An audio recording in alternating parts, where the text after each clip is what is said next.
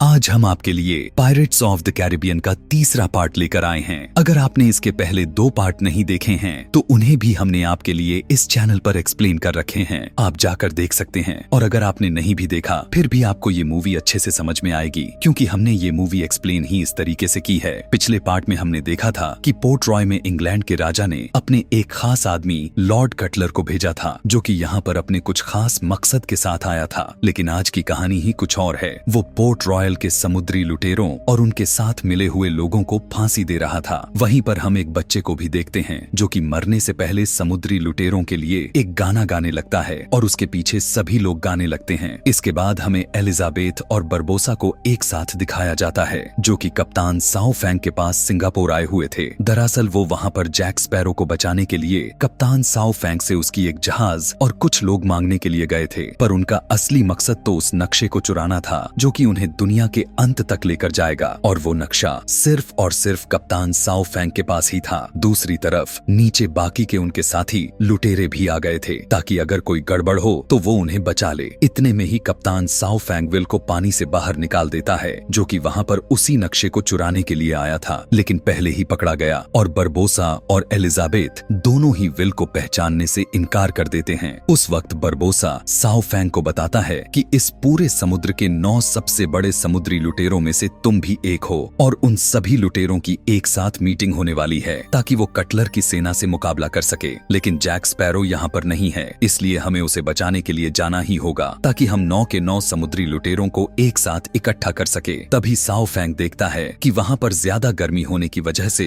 एक आदमी की पीठ पर बना टैटू पिघल गया था। उसे देखकर साओ फैंग को लगता है कि ये बरबोसा की चाल है, पर तभी वहाँ पर कटलर के भेजे हुए सिपाही उन सभी पर हमला कर देते हैं। विल और साओ फैंग दोनों के लोग उनसे लड़ने लगते हैं। उसी वक्त साओ फैंग विल को पकड़कर कहता है कि ये कैसा इत्तेफाक है, तुम्हारे यहाँ पर आते ही लॉर्ड कटलर के लोग भी यहाँ पर आ गए। दरअसल उन्हें विल ने ही यहाँ पर आने के लिए कहा था, क्योंकि वो कटलर की मदद से अपने डैड को उस डेवी जोन्स की कैद से आजाद करवाना चाहता था। इसलिए विल भी साओ फैंग को कहता है कि अगर तुम्हें लॉर्ड कटलर के साथ सौदा करना है तो तुम्हें मेरा साथ देना होगा। ये सुनकर वो विल और उसके साथियों को वो नक्शा दे देता है और उनके साथ अपने साथियों को दुनिया के आखिरी छोर तक जाने के लिए भेज देता है। इसके बाद हम लॉर्ड कटलर को देखते हैं, जिसे उसका एक आदमी आकर उन समुद्री लुटेरों की उस मीटिंग के बारे में बताता है। साथ ही उसे वो एक सिक्का भी दे देता है, जो कि उन 9 सबसे बड़े समुद्री लुटेरे के पास एक होते हैं। इसके बाद लॉर्ड कटलर डेवी जोन्स के उस दिल को लेकर डचमैन जहाज में चला गया, जहाँ पर डेवी जोन्स अब उसके पूरे कंट्रोल में था, क्योंकि उसके पास उसका दिल जो था। दूसरी तरफ विल और उसके साथी दुनिया के आखिरी छोर तक जाते हुए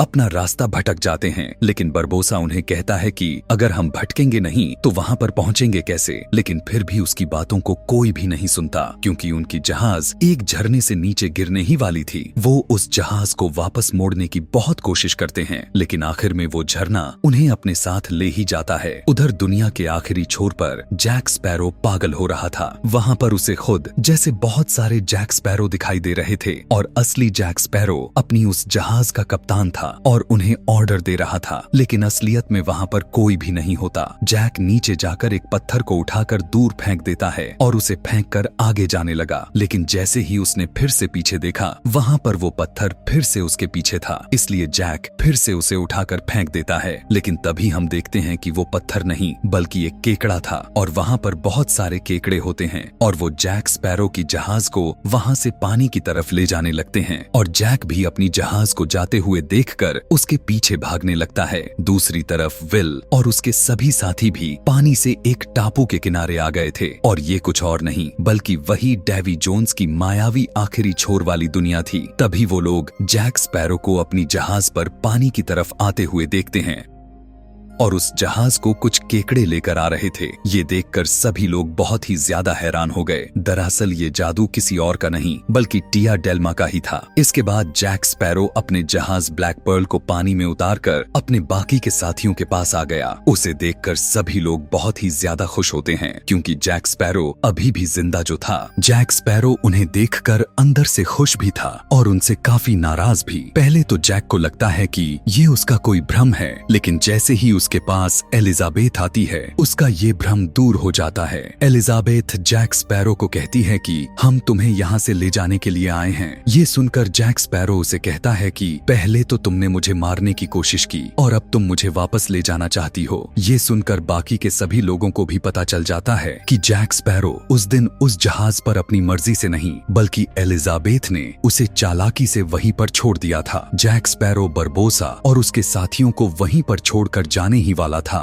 कि तभी बरबोसा उसे इस दुनिया से निकलने का नक्शा दिखाता है, जिसे देखकर जैक स्पैरो को बरबोसा और उसके साथियों को अपने साथ ले जाना ही पड़ा। रास्ते में जाते वक्त उस समंदर से काफी सारी आत्माएं जा रही थीं, जिसको देखकर टिया बताती है कि इन आत्माओं को उस तरफ ले जाने का काम समंदर की देवी कैलिप्सो ने डेवी जोन्स को दिया था, लेकिन उसने इस काम को करने से इनकार कर दिया, जिसके बाद वो एक समंदर का शैतान बन जाता है और सिर्फ धरती पर अपने प्यार से मिलने के लिए 10 साल में एक बार जा सकता है। तभी वो सभी लोग देखते हैं कि एलिजाबेथ के डैड एक छोटी कश्ती से दूसरी तरफ जा रहे थे। दरअसल उसके डैड को भी लॉर्ड कटलर ने बहुत पहले ही मार दिया था। वो बताता है कि मुझे उस तिजोरी में रखे दिल के बारे में पता चल गया था और उसके राज के बारे में भी। जो भी उसे दिल में छुरा घोपेगा वो इस डचमैन जहाज का कप्तान बन जाएगा। अपने डैड को ऐसे जाते हुए देखकर एलिजाबेथ अंदर से बहुत ही ज्यादा टूट जाती है। इसके बाद हम देखते हैं कि वो सभी उस समंदर में घूम ही रहे थे, लेकिन उन्हें अभी तक वहां से निकलने का कोई भी रास्ता नहीं मिला था और उनके खाने पीने का सारा सामान भी खत्म हो गया था। तभी जैक स्पैरो उस नक्शे को ध्यान से देखता है जिसके अंदर लिखा था कि उल्टा ही सीधा है। ये देखकर वो समझ जाता है कि उन्हें सूरज डूबने से पहले ही जहाज को उल्टा करना होगा, तभी वो असली दुनिया में जा पाएंगे। इसलिए वो सभी लोगों के साथ जहाज में इधर उधर भागने लगते हैं, जिससे कि जहाज हिलने लगता है, लेकिन वो फिर भी नहीं रुकते और अपनी पूरी ताकत लगाकर उस जहाज को पलट देते हैं और उनकी जहाज समंदर में उल्टी हो जाती है। कुछ वक्त तक तो जहाज के साथ कुछ भी नहीं होता, लेकिन जैसे ही सूरज डूबा वो सभी लोग जहाज के साथ उस डेवी जोन्स की जादुई दुनिया से निकलकर अपनी असली दुनिया में आ जाते हैं। असली दुनिया में आते ही बरबोसा जैक स्पैरो को कहता है कि समुंदर के महारथियों की लॉर्ड कटलर के खिलाफ एक मीटिंग हो रही है, इसमें तुम्हें भी जाना होगा, लेकिन अगर तुम नहीं गए तो लॉर्ड कटलर सभी समुद्री लुटेरों को मारकर समुद्र पर अपना राज कर लेगा और इसमें सिर्फ तुम बचोगे। ये सुनकर जैक स्पैरो कहता है कि यही तो मैं चाहता हूँ। अब क्योंकि वो सभी लोग काफी भूखे थे, इसलिए वो पास ही के एक टापू पर खाने पानी के लिए चले जाते हैं, जहाँ पर वो देखते हैं कि लॉर्ड कटलर ने डेवी जोन्स के उस खतरनाक दानव को भी मरवा दिया था। ये देखकर जैक स्पैरो भी बरबोसा के साथ उस समुद्री लुटेरों की मीटिंग में जाने के लिए तैयार हो जाता है। जैसे ही वो उस टापू के और अंदर गए, वहाँ पर कप्तान साओ फैंग का आदमी मरा हुआ था और इतने ही में उनके साथ वाले साओ फैंग के लोग उन्हें गन पॉइंट पर ले लेते हैं। तभी वहाँ पर कप्तान साओ फैंग भी अपनी जहाज लेकर आ जाता है और सभी उस जहाज में चले जाते हैं। जहाज में एलिजाबेथ और बाकी के सभी लोगों को भी पता चल जाता है कि विल ने ही कप्तान साओ फैंग को यहाँ पर बुलाया था, क्योंकि विल अपने डैड को डेवी जोन्स के जहाज से आजाद करवाना चाहता है। इसलिए उसने साओ फैंग के साथ एक सौदा किया हुआ है और कप्तान साओ फैंग ने लॉर्ड कटलर के साथ सौदा किया होता है, इसलिए वो भी उनके पीछे यहाँ पर पहुंच गया था। इसके बाद साओ फैंग ने जैक स्पैरो को लॉर्ड कटलर के पास उसकी जहाज में भेज दिया। वहाँ पर लॉर्ड कटलर जैक स्पैरो को कहता है कि अगर डेवी जोन्स को तुम्हारे जिंदा होने के बारे में पता चल गया तो वो तुम्हें मार देगा, और अगर तुम चाहते हो कि ये एक राज ही रहे तो तुम्हें मुझे बताना होगा कि आखिर वो 9 सबसे महान समुद्री लुटेरे कौन हैं, और मुझे उस जगह पर भी लेकर जाना होगा जहाँ पर उनकी मीटिंग होने वाली है। दूसरी तरफ बाहर विल ने ब्लैक पर्ल जहाज के लिए कप्तान साओ फैंग के साथ सौदा किया था, लेकिन वो अपने सौदे से मुकर गया। लेकिन साओ फैंग ने भी ब्लैक पर्ल के लिए ही लॉर्ड कटलर के साथ सौदा किया था, लेकिन उसका एक आदमी उसे वो जहाज देने से इनकार कर देता है। ये देखकर बरबोसा साओ फैंग से कहता है कि तुम्हारे पास अभी भी हमारे साथ जुड़ने का मौका है, हमारे साथ मिल जाओ, क्योंकि हमारे पास कैलिप्सो है जो कि हमारे ही साथ एक लड़की के रूप में है, जिसकी मदद से हम सभी लुटेरे मिलकर लॉर्ड कटलर को हरा सकते हैं। लेकिन इसके लिए मुझे सभी लुटेरों को एक साथ चाहिए। उधर जैक स्पैरो भी लॉर्ड कटलर के साथ सौदा कर लेता है।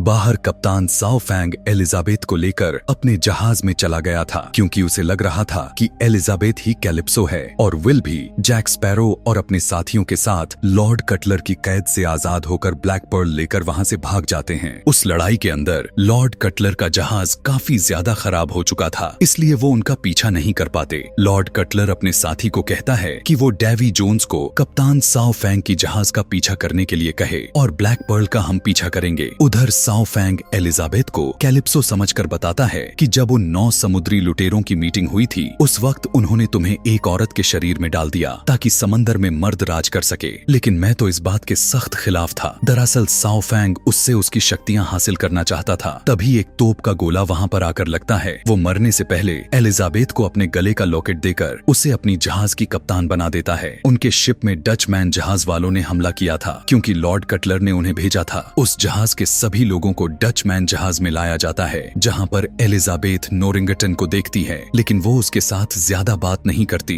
क्योंकि वो लॉर्ड कटलर का साथ दे रहा था। इसके बाद उन्हें कैद में डाल दिया जाता है, जहां पर एलिजाबेथ विल के डैड बूट स्ट्रैप से मिलती है। एलिजाबेथ बताती है कि विल आपको ढूंढते हुए आ रहा है, जिस पर बूट स्ट्रैप कहता है कि अगर वो यहाँ पर आया तो सिर्फ हम दोनों में से एक को ही बचा पाएगा। इस वक्त तक बूट स्ट्रैप भी अपना दिमागी संतुलन खो चुका था। उधर ब्लैक पर्ल जहाज उस जगह पर जा रहा था जहां पर उन सरदारों की मीटिंग होने वाली है। वहीं पर विल कुछ बक्सों पर आदमियों को बांधकर उनके अंदर लॉर्ड कटलर के लिए कुछ सबूत छोड़ रहा था, ताकि वो उनके पीछे पीछे आ सके। लेकिन जैक स्पैरो आकर उसे रोक लेता है और उसने विल को अपना कंपास देकर पानी में फेंक दिया। दूसरी तरफ डचमैन जहाज में नोरिंगटन अपनी गलती सुधारने के लिए एलिजाबेथ और उसके सारे साथियों को आजाद कर देता है, लेकिन तभी बूटस्ट्रैप नोरिंगटन को उनसे गद्दारी करने के जुर्म में मार देता है, क्योंकि अब बूटस्ट्रैप पूरे तरीके से उनके जैसा बन गया था। थोड़ी ही देर बाद उस जहाज में विल भी आ जाता है। विल लॉर्ड कटलर और डेवी जोन्स को बताता है कि जैक स्पैरो अभी भी जिंदा है। हमने ब्लैक पर्ल जहाज के साथ जैक स्पैरो को भी आजाद करवा लिया था। साथ ही वो ये भी बताता है कि वो सभी कैलिप्सो को लेकर शिपरेक केव में उसे आजाद करने के लिए जा रहे हैं। तभी विल को ये भी पता चल जाता है कि कैलिप्सो को डेवी जोन्स ने ही एक औरत के शरीर में कैद करवा दिया था, क्योंकि उसे ही इस चीज के बारे में पता था और टिया ही वो औरत थी जिसे डेवी पसंद करता था, लेकिन अब वो उसे मारना चाहता है। तभी विल उनसे सौदा करता है कि अगर तुम मेरे डैड को आजाद कर दोगे तो मैं तुम्हें शिपरैक केव पर ले जाऊंगा, क्योंकि मेरे पास जैक स्पैरो का कंपास है। ये देखकर लॉर्ड कटलर विल के साथ सौदा कर लेता है। इसके बाद हम उन सभी 9 लुटेरों की मीटिंग देखते हैं, जहां पर एलिजाबेथ कहती है कि लॉर्ड कटलर यहाँ पर आने ही वाला है, इसलिए हमें उनसे मिलकर मुकाबला करना चाहिए। ये सुनकर कोई भी उसकी बात से सहमत नहीं होता। तभी जैक स्पैरो कहता है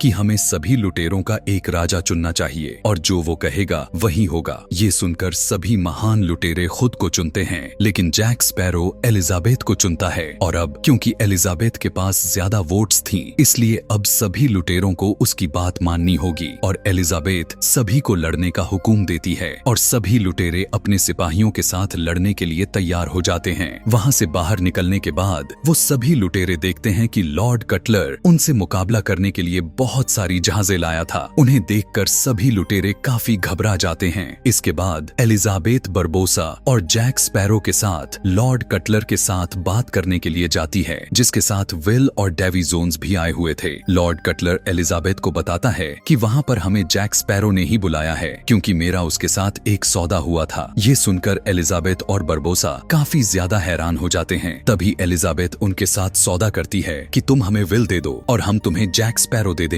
ये सुनकर लॉर्ड कटलर विल को उसे दे देता है और जैक स्पैरो को अपने साथ ले जाता है। लॉर्ड कटलर एलिजाबेथ से कहता है कि क्या तुम लड़ना चाहती हो, जिस पर एलिजाबेथ हाँ में जवाब देकर वापस अपने शिप पर आ जाती है। तभी बरबोसा टिया को बाहर ले आता है, क्योंकि वही समंदर की देवी कैलिप्सो होती है। बरबोसा सभी समुद्री कप्तानों की कीमती चीजें इकट्ठा करके उसमें आग लगा देता है। तभी वहाँ पर खड़ा एक आदमी उसके कान में कुछ बोलता है और उन सामानों से निकला धुआं कैलिप्सो सूंघने लगती है, लेकिन उसके अपने असली रूप में आने से पहले विल उसे बता देता है कि उसे किसी और ने नहीं बल्कि डेवी जोन्स ने एक इंसानी रूप में कैद करवाया था। ये सुनकर उसे और भी गुस्सा आ जाता है और वो बहुत ही ज्यादा बड़ी होने लगती है। टिया के असली रूप में आने के बाद उस शिप में मौजूद सभी लोग उसके आगे अपना सर झुका लेते हैं। इसके बाद कैलिप्सो बहुत सारे केकड़ों में बदल जाती है और वो सभी केकड़े पानी में चले गए। इसे देखकर उन्हें लगता है कि कैलिप्सो उनकी मदद नहीं करेगी, इसलिए वो अब लड़ने का फैसला करते हैं। एलिजाबेथ उन्हें एक भाषण देती है जिसे सुनकर सभी लुटेरों में लॉर्ड कटलर से लड़ने की और भी ज्यादा हिम्मत आ जाती है। दूसरी तरफ डेवी जोन्स को भी पता चल जाता है कि कैलिप्सो आजाद हो चुकी है और दोनों जहाज एक दूसरे की तरफ तेजी से बढ़ने लगते हैं। इतने में ही समंदर के बीच में भी एक तूफान आ जाता है। डेवी जोन्स अपनी जहाज डचमैन शिप को भी उस तूफान में ले आता है और ब्लैक पर्ल जहाज भी उस तूफान में आ चुका था। ऐसा होते ही डेवी जोन्स उनके जहाज पर हमला करने लगता है। उधर डचमैन शिप से जैक स्पैरो भी आजाद हो जाता है और सीधा उस डेवी जोन्स के दिल वाली तिजोरी को जाकर चुरा लेता है। जैसे ही वो बाहर आया उसे डेवी जोन्स भी देख लेता है, लेकिन उससे बचने के लिए वो एक रस्सी के सहारे जहाज के ऊपर चला गया। लेकिन डेवी जोन्स भी उसी तिजोरी को लेने के लिए उसके पीछे आ जाता है और दोनों लड़ने लगते हैं। ब्लैक पर्ल में डचमैन जहाज के काफी सारे लोग आ जाते हैं। विल और एलिजाबेथ भी उनका डटकर सामना कर रहे थे। उसी वक्त विल एलिजाबेथ से कहता है कि क्या तुम मुझसे शादी करोगी, और एलिजाबेथ भी शादी के लिए मान जाती है और बरबोसा उन दोनों की वहां पर शादी करवा देता है। डचमैन जहाज में जैक स्पैरो डेवी जोन्स से कहता है कि चाबी तो मेरे पास है। ये सुनकर डेवी जोन्स अपने पास रखी उस चाबी को जैक स्पैरो को दिखा देता है। उसे देखते ही जैक स्पैरो अपनी तलवार से डेवी के उस चाबी वाले टेंटिकल को काट देता है और चाबी नीचे गिर जाती है और साथ ही लड़ते वक्त वो तिजोरी भी नीचे गिर गई। विल जल्दी से उसे उठा लेता है। तभी विल के डैड बूटस्ट्रैप आकर उस पर हमला कर देते हैं। विल उन्हें काफी बताने की कोशिश करता है कि मैं तुम्हारा बेटा हूँ, लेकिन वो फिर भी विल को याद नहीं कर पाते क्योंकि अब वो पूरे तरीके से बदल चुके थे। उधर एलिजाबेथ भी डचमैन जहाज के अंदर आकर डेवी जोन्स से लड़ने लगती है। तभी वो एलिजाबेथ को मारने ही वाला था कि विल आकर उसके सीने में अपनी तलवार घुसा देता है। ये देखकर डेवी जोन्स उसे कहता है कि शायद तुम भूल गए हो कि मेरे पास मेरा दिल नहीं है, और वो विल पर हमला कर देता है। उसी वक्त जैक स्पैरो भी डेवी जोन्स का दिल लेकर वहां पर खड़ा था, लेकिन फिर भी डेवी जोन्स विल के सीने में अपनी तलवार से हमला कर देता है। पर तभी बूटस्ट्रैप को भी अपने बेटे की यादें वापस आ जाती हैं और वो डेवी जोन्स पर हमला कर देता है। विल को मरते हुए देखकर एलिजाबेथ भी काफी ज्यादा दुखी हो जाती है, लेकिन तभी जैक स्पैरो विल का हाथ पकड़कर डेवी जोन्स के दिल में चाकू घुसा देता है। यानी कि अब डचमैन जहाज का कप्तान विल बन जाएगा और डेवी जोन्स भी वहीं पर मर जाता है और उसी समंदर में समा गया। इसके बाद जैक स्पैरो और एलिजाबेथ एक पैराशूट बनाकर उस जहाज से निकल जाते हैं और वो डचमैन जहाज भी पानी की गहराइयों में डूब जाता है।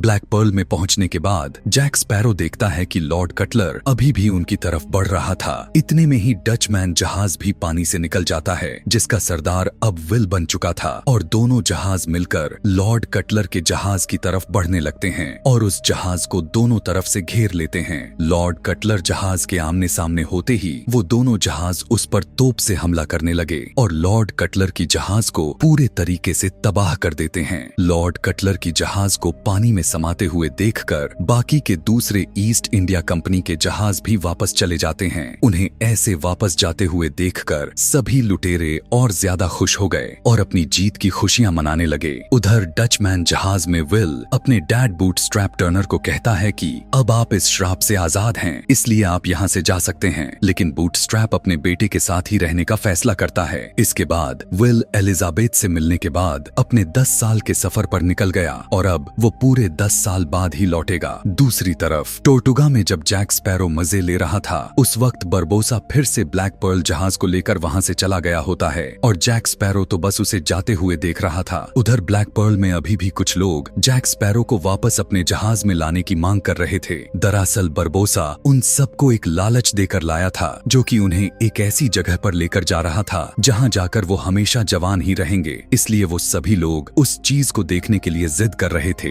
इसलिए बरबोसा अपने पास से एक नक्शा निकालता है जिसकी मदद से वो उस जगह पर जाएंगे। लेकिन जैसे ही बरबोसा ने वो नक्शा खोला, उसके अंदर से बीच का हिस्सा गायब था। बरबोसा समझ गया था कि ये जरूर जैक स्पैरो का काम है। उधर हमें फिर से जैक स्पैरो को दिखाया जाता है जो कि समंदर में अपनी छोटी सी कश्ती को लेकर कहीं पर जा रहा था। तभी हम उसके पास रखे उस नक्शे को देखते हैं जो कि उसने अपनी चालाकी से बरबोसा से चुराया था। जैक स्पैरो उस नक्शे में देखकर आगे बढ़ना शुरू कर देता है। इसी के साथ ये मूवी यहीं पर खत्म हो जाती है। अगर आप इस कहानी का पार्ट 4 देखना चाहते हैं तो कमेंट में पार्ट 4 लिखना ना भूलें। Thanks for watching.